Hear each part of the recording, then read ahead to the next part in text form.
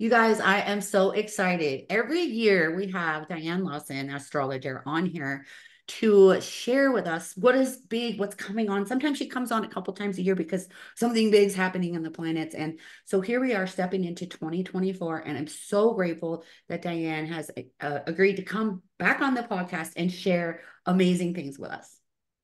Well, I'm always delighted to talk to you. And I'm telling you, this year is going to be a roller coaster, as we probably all already know, which can be good. It doesn't have to be scary. So I'm going to talk about three big things that are happening this year. I'm going to be talking about Pluto is in Aquarius, Jupiter and Uranus are together in the sky. We're having a great American eclipse, and I'll be explaining what each of these three things are and how do very many of your listeners know much about astrology? I'm sure a large percentage of them know some about astrology. Okay. Okay. Um, the thing that I was super interested in is the Pluto thing because that's a very slow moving planet, right? Right, right. It's very slow, and so it's very long lasting, and so I think it has a lot of power. Pluto is a power planet. It's a planet of transformation and intensity and power, and I see it kind of like a volcano. It there's this always this stuff underground, and then it kind of erupts, and it's kind of exciting or ugly for a while, and then it calms down, and it can be incredibly lush and fertile and very nice after it, but it's often unsettling and disruptive when it happens.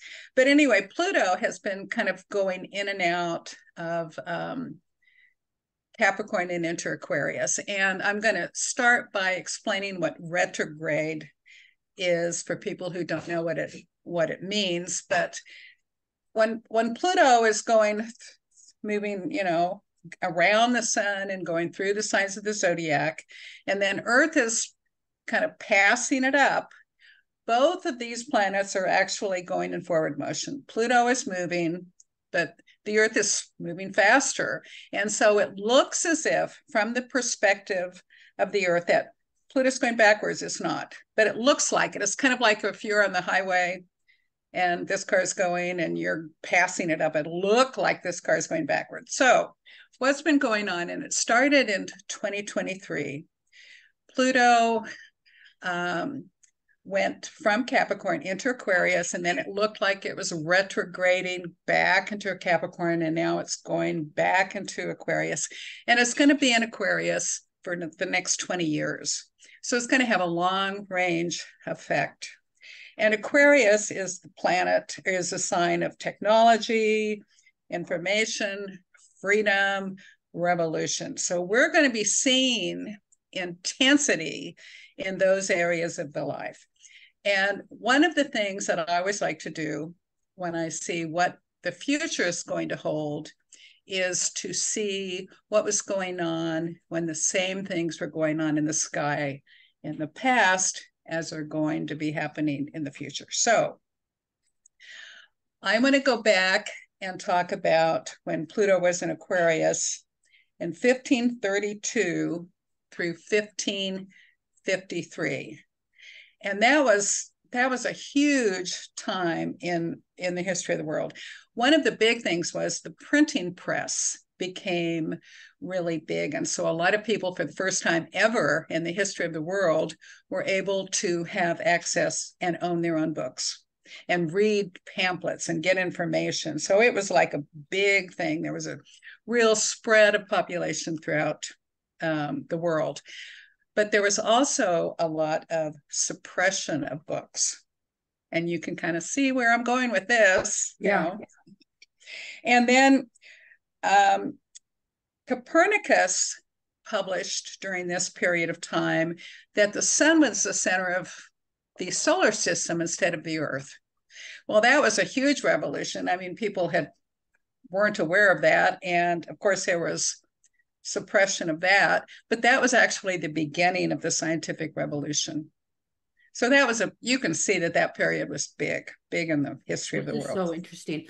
So, can I ask you a question about the technology and the information? because you know I'm such a nerd when it comes to psychic abilities. Um, would this also be a time of an explosion of that for people to be able to access information using their psychic abilities and starting communicating in that manner, perhaps? I'm thinking about that. I think probably it's other kinds of planetary information. Are you seeing a big difference recently that people are able to do that, or do you think they've always been able to do that, but now they're learning how more because of the information? Okay, I would agree with that. The information getting out that it's actually capable for them to develop. Right, right. Right. So There's all information kinds, getting yeah, out. But yeah, I feel like like what I always talk about in my field is I'm here to, help people get to that part because that's where we're going. Regardless of this, the planetary thing is we're headed towards communicating via frequency more and more and more. mm-hmm. Because more and more people are having these frequent experiences with spirit, and then they reach out going, "What's happening? How do I know Right, this?" So right. that's why I was asking if you thought that might be a period of time, because Aquarius is a big spiritual type of uh sign too, right? Yeah, I think it has more to do with maybe other things going on other than Pluto and Aquarius. However, because of Pluto and Aquarius, now we're going to be able to get more information and people are going to be able to find out how to do it, like take your classes. Okay. Okay. Okay. Then another time Pluto was in Aquarius was 1777 through 1798. And what's interesting is Uranus, which is the planet that rules or is correspond with Aquarius, that was discovered during this period. How's that for synchronicity? I thought that was pretty cool. But this was the first time that a planet was discovered with technology, the telescope. All the other planets were seen with the naked eye. And for the first time, we were able to use, some kind of instrument to find another planet. That was pretty cool. But that really revolutionized astronomy and astrology because there was another planet now to be, taken into account. And then the American Revolution, we think of it starting in 1776, but it really took place 1775 through 1783. And the passing of the Constitution and the Bill of Rights happened during this time. And the French Revolution happened during this time. And this was all about, having power to the people, not having this power above, in the monarchy. We wanted power to the people. So that was just a huge shift. And then the Industrial Revolution happened during that time. I mean, talk about major shift in the world. And then Uranus is the god of the sky. It has a lot to, it's an air planet. And that was the first time man actually took to the sky. Those were when the first hot air balloons were up in the sky. So that was a big time. It was like a cool time, really. So you can see why I brought up the past because, Pluto's in Aquarius 2023 through 2043. And the dates that it changes are not so important because it's so slow moving. It's just kind of gradually, fades in. But the next 20 years are going to be huge. And we're going to have huge technology advances that we can't even dream of. Whenever I have to predict with Aquarius, it's incredibly hard because it's like way ahead. I mean, it's way ahead of the rest of us. It's 20 years ahead. And so it's very hard to know. But one of the things that just has been blowing my mind is Chat GPT. And I don't know if you've experimented with that and have you played with that, Brandaline? I am about to. I've been watching people and how they're utilizing it in their businesses, and it's amazing. People they could write a book with GPT. I know it. I know it. Well, I've messed around with it and I think it writes better than I do. and I'm a writer. I've had thousands of things published. I'm almost finished with my second book, and maybe I should complete. Although I I think there are also some kind of technology that can tell if it's been written by Chat GPT, and I don't know. I don't know how that I'm happens, but sure there probably is. There's so much already that we don't even know, right? right. We have a friend who is a school teacher. She is a journalism teacher at a local high school, and one of her students brought in a paper that was obviously written by Chat GPT because it was so above everything he'd ever written, and he swore he wrote it, and his parents backed him, and it was a big to-do. But the schools are going to be getting technology that can find out if kids are cheating like that. So it's just, I just can't even imagine the next 20 years with Yeah, I know technologies. there's already another chat thing that I'm about to use on my Instagram that it will handle a lot of things for me Mm. and help people sign up, just by using a keyword, and then they automatically get that information sent to them. Mhm. Well, speaking of this, we've all had weird experiences with we can talk about something and then we'll see ads for it on our computers, or Yes. it's like, how did they, I mean, really weird things. Or my husband, on his computer and another part of the house is looking something up, and then I'll start getting ads, and there's just all this communication, going on everywhere, and technology, and it's just pretty amazing. And artificial intelligence has already dramatically influenced our world, and it's going to continue. And I thought it was interesting that Elon Musk thought the greatest threat to our world in the future, in our immediate future, is AI, artificial intelligence. And like it's just going to take over. Of course, he's the one who's putting something in the brain to have brain computer interface. I don't know, how about that for new technology? I don't know if you've heard about that. I have imagined it, and I think I have heard about him putting something in somebody's brain to help them not be paralyzed anymore.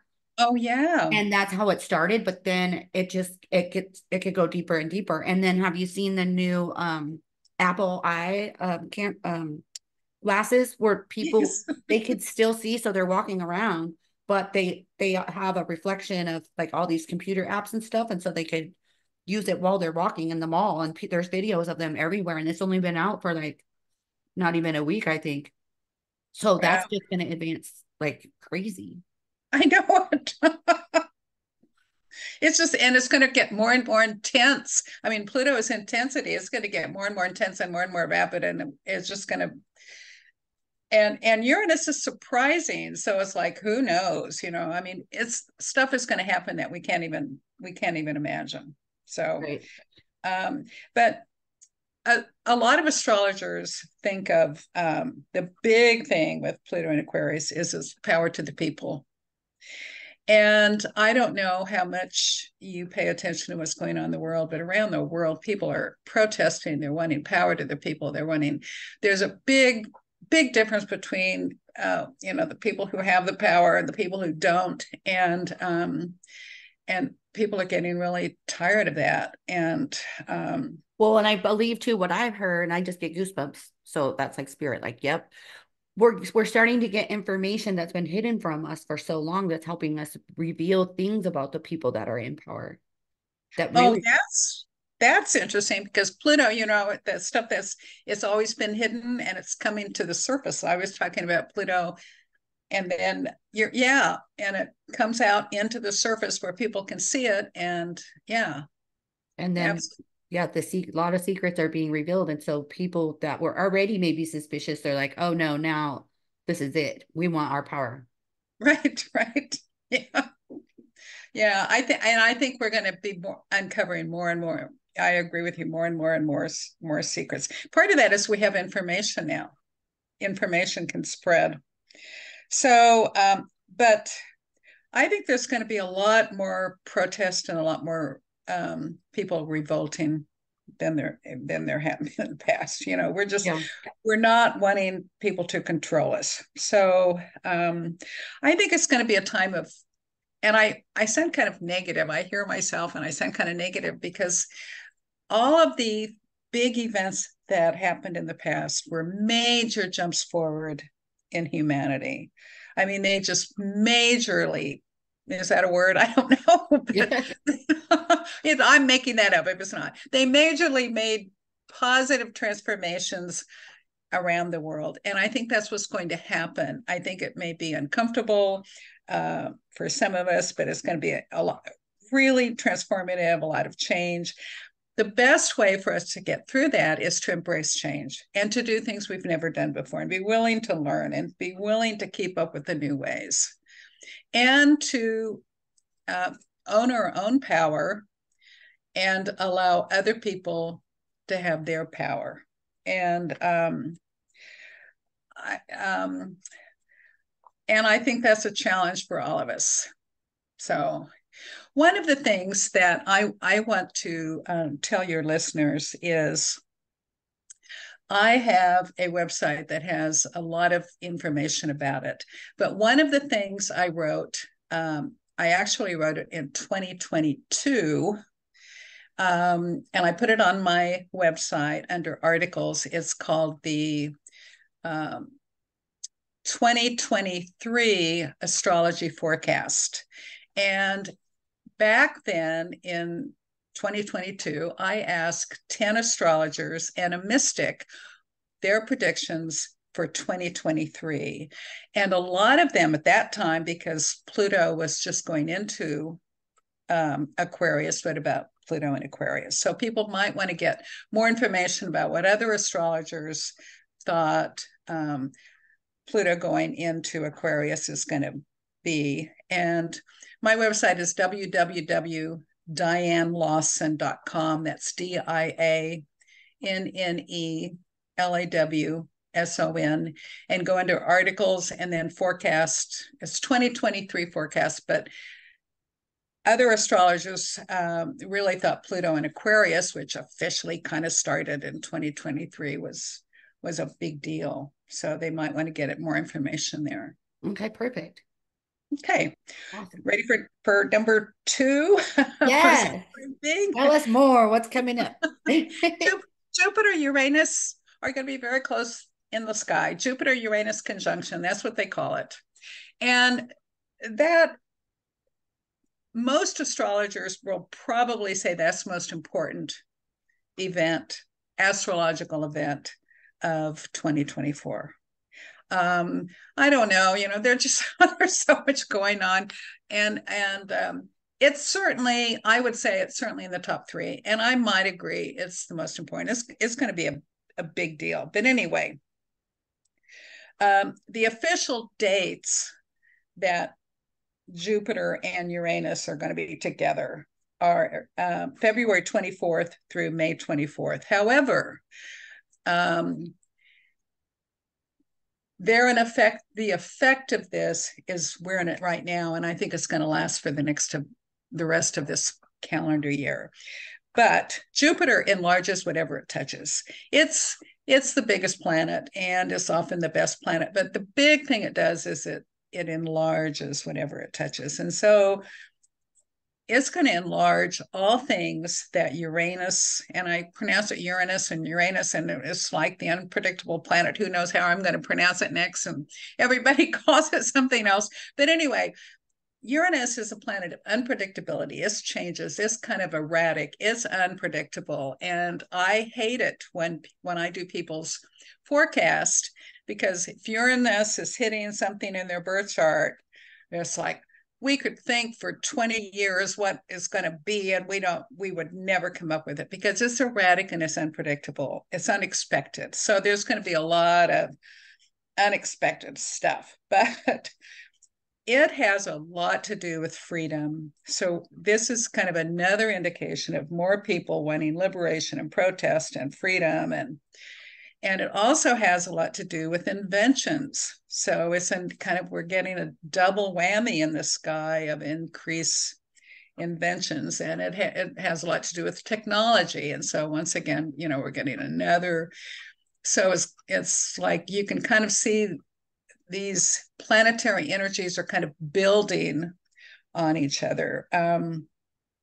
It does have a lot to do with idealism, and I think a lot of people around the world are wanting things more equal. They're becoming more idealistic. So, okay, once again, I think, the best predictor of the future is the past. So I wanted to look at another time Jupiter and Uranus were together, and that was in 1968 and 69.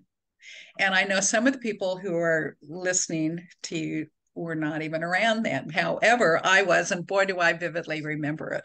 It was a time, it was a pivotal year. It was like a big deal. We landed on the moon in 1969. That was just a giant leap for mankind, as he Literally. said. And the Democratic National Convention happened in Chicago. And I was watching that on the news, and there were a lot of student protesters protesting the Vietnam War. I mean, thousands, probably tens of thousands. And Mayor Daley wanted to not have any protesters, and so he just sicked the police on them. And so this was on the nightly news of the police just beating these students who were unarmed and cowering and trying to protect their faces. And they were just getting beaten and beaten and beaten and put into paddy wagons. And it was just shocking. I mean, there were just protests around the world. There were protests all around the United States. Cities were aflame. I mean, it was like, we think that they're protests now. I mean, there were huge protests back then. And there was a really big protest in France during this period where students hooked up with wildcat strikes, and up to 10 million people were involved in these protests, and they thought they were going to take down the government. I mean, it was really a big deal. But there were around this time, mainly because of opposition to the Vietnam War, for the very first time, a lot of youth and other previously uninvolved people were getting involved with protest against the government and what was going on, and becoming politically active. And during this time, Nixon, who was really polarizing, he was the first president in the history of the country who just resigned, which was pretty shocking. Woodstock happened during that. Oh, I mean, talk about big. I mean, I don't know how many. I think there were hundreds of thousands of hippies from all over the country got together for this music festival and realized, hey, we're not alone. There are thousands of us. And it just totally changed the climate of the country. I mean, it changed music, but it changed how that kids of that age felt, and that they were powerful. It was like power to the people. That's the way it felt. So yeah, the my civil mom went to rights. Woodstock. What? My mom went to Woodstock. He did? Yeah, Oh my gosh, how wonderful for her. crazy, huh? Wow. Was it life-changing for her? I'm pretty sure I remember her talking about it, but I think that's when, people really connected more with each other and started like traveling with strangers and, like the whole hippie movement.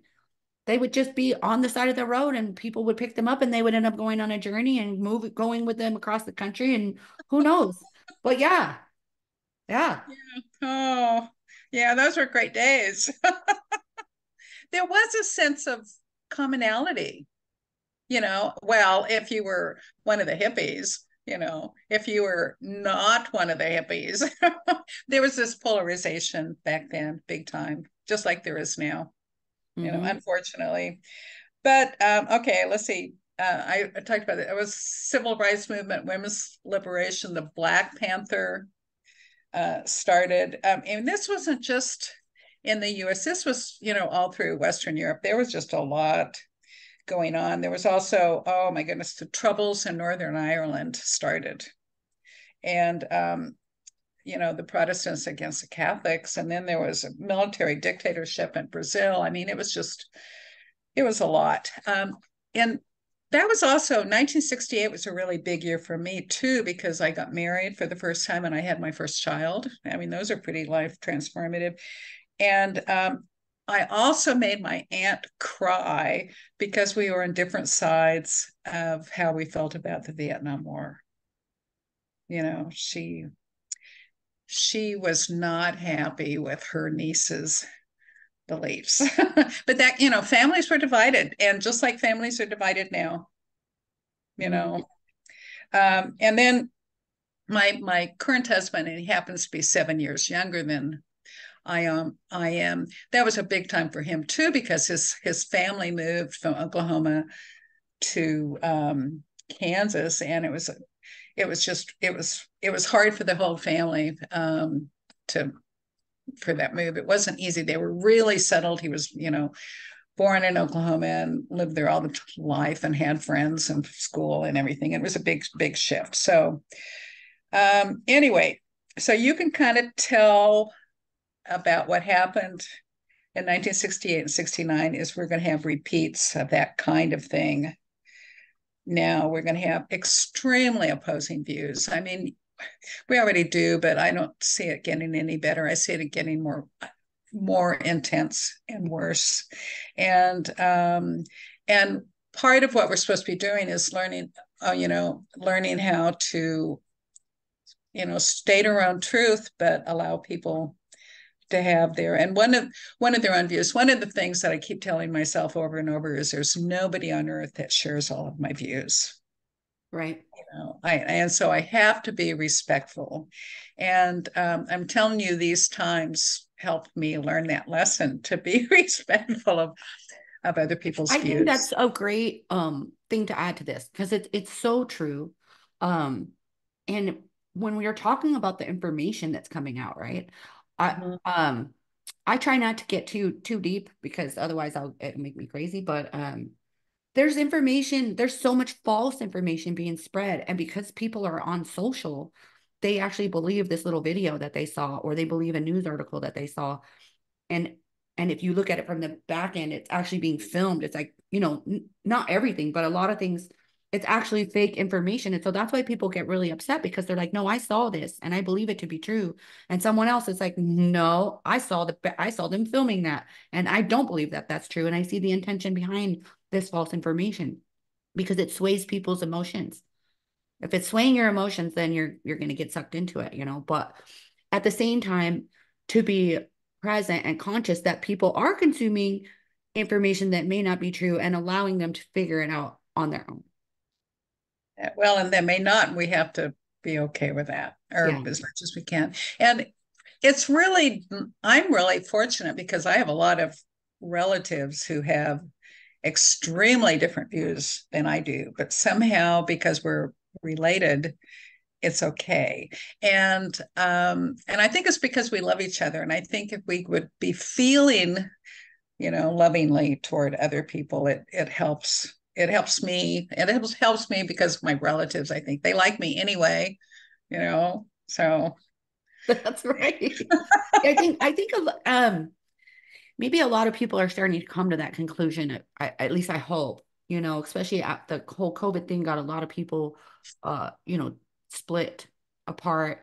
But I think as the dust kind of settled from that, it's like, okay, well, so some of my neighbors think completely different than me, but we have a great time hanging out. Mhm. We just don't talk about that stuff. Well, you probably don't talk about abortion or Trump or religion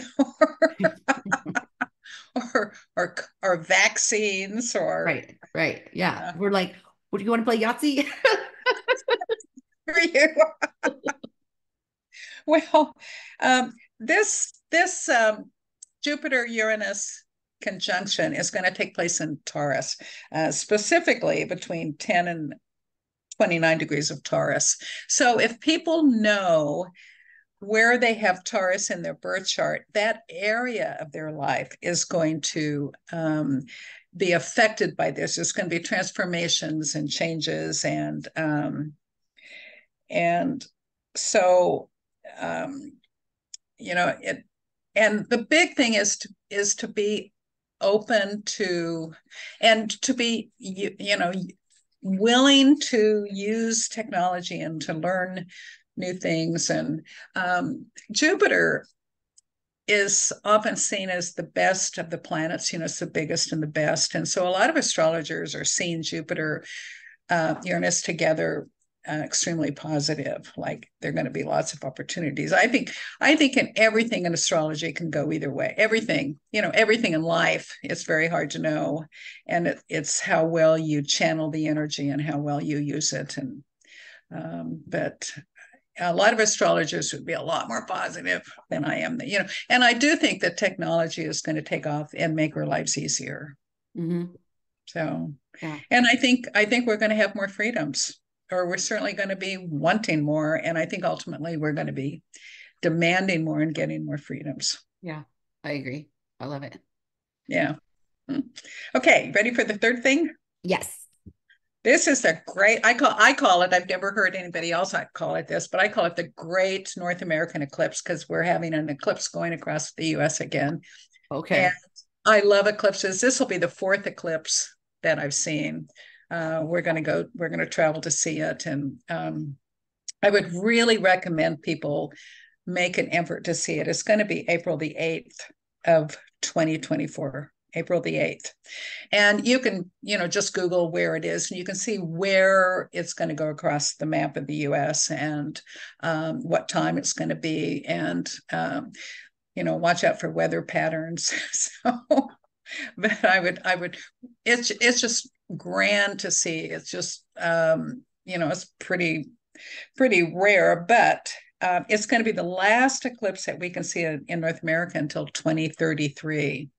So we should see it while we can. But when I lived in Butte, Montana, I knew that the eclipse was going across the U.S. And back this was in 1980, I think, and yeah, and I think 79 or 80. But anyway, and back then it was hard. We didn't have Google, so I wasn't sure where it was going to be and where I was going to travel in. And then I kept getting more and more information, and I realized hey, it's going to be in Montana, and then I realized, hey, it's going to be in Butte. Anyway, the total eclipse landed right over my house. So I was able to stand down in the driveway and see it. I was so excited. And then eclipses bring major changes. They bring beginnings and endings. And if they're doing something to your birth chart, they're going to be some major changes in your life. And right after that, we moved from Butte. So when you move from a town, you lose your house, you lose your job, you lose your grocery store, you lose your friends. It's major shift and change. And so that was, and then what was interesting is one of the eclipses was right over one of my son's houses. And so he's lived in two homes that the totality of the eclipse was on his house, which Wow. is pretty unusual. So, but anyway, we've seen three, and what they do is they bring beginnings and endings and changes, and in whatever area of the chart they're in. And this one's going to happen to be at 19 degrees of Aries. So if you know where 19 degrees of Aries is in your birth chart, especially if it's conjoined, if it's pretty much close to another point in your birth chart, a planet or the ascendant or the midheaven or something, it's going to have more impact on you. But they just it's going to be interesting. Aries is the warrior planet. It's a planet of force and drive and anger and aggression. And astrologers differ wildly about how long an eclipse lasts. but I'm going to say my experience. And if you talk to 10 different astrologers, they're going to tell you 10 different times. But my experience is it happens a few months before for a year after. So I think we're already in the effect of this eclipse, and it's going to last through April of 2025. And I think we're going to see more anger, aggression, force, energy, drive. I mean, we're in a lot of conflicts around the world right Dang, now. all three of these things were like, oh, I know it. I know hey, it. everything's changing, people. You know what, though?